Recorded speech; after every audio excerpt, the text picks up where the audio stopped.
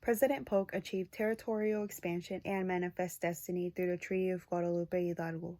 This treaty helped America gain more than half of Mexican territories because America had invaded Mexico's capital. And for the price of $15 million, they were able to gain more than half of their territories. And Manifest Destiny came into play because President Polk did this under any means necessary. He fought for what he believed was right, which was that America had to conquer. It was their right to conquer all of North America. And he did so and gained all of the territory that he wanted to have through Manifest Destiny. And soldiers were lost and everything was lost, but he did so under any means necessary. The U.S. was the reason for the Mexican-American War because it started with the annexation of Texas. President Polk knew that Mexico would be angry with America, and Mexico even tried to threaten them with war. Even though they were threatened with war, President Polk went through with the annexation of Texas, and although nothing happened, Mexico was infuriated by this. They still did not acquire the lands, but it did cause tensions between America and Mexico. The next thing that happened was when President Polk secretly sent John Slidell down to Mexico to buy some Mexican territories in a peaceful manner. This obviously did not go well because Mexico was already angry with America.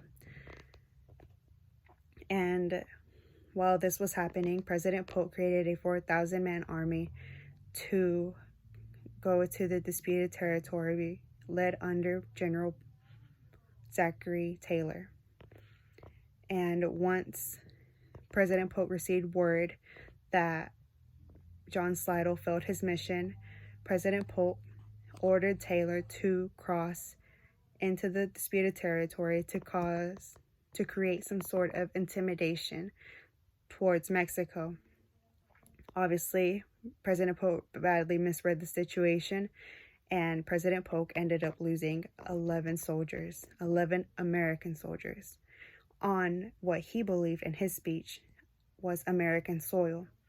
And although this was a bad term to say because it was on disputed territory, therefore it was what they were fighting for, and Mexico believed that land was theirs, and America believed that was what was theirs. It was ultimately a legitimate reason for America to go to war with Mexico because Mexico had killed those soldiers, and as a President Polk had to go to war with Mexico to fight for those lives that were lost in that dispute that President Polk ordered them to go to, but he still had to fight. And Manifest Destiny came into play because he had to do it under any means necessary. And there were strengths and weaknesses in the foreign policies that were led by President Polk. The strengths were that the Treaty of Guadalupe Hidalgo led to the expansion of U.S. territories that were once Mexico's. It led to the end of the war between both of them. And the next thing was that Mexico finally recognized the Rio Grande as the southern border. The next thing would be that new settlers and entrepreneurs went to the newly acquired land, and it ultimately led to the gold rush. The next thing was the Gadsden Purchase, which added on to America's gains that were north of Mexico.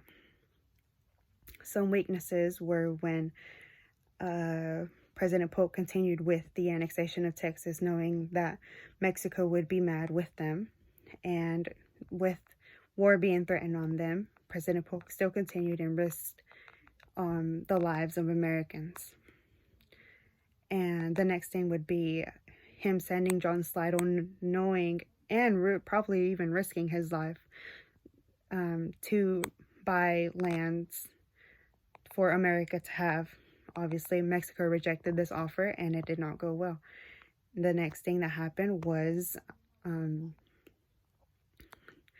the 4,000-man army going to the Mexican disputed territory between both countries and losing 11 soldiers.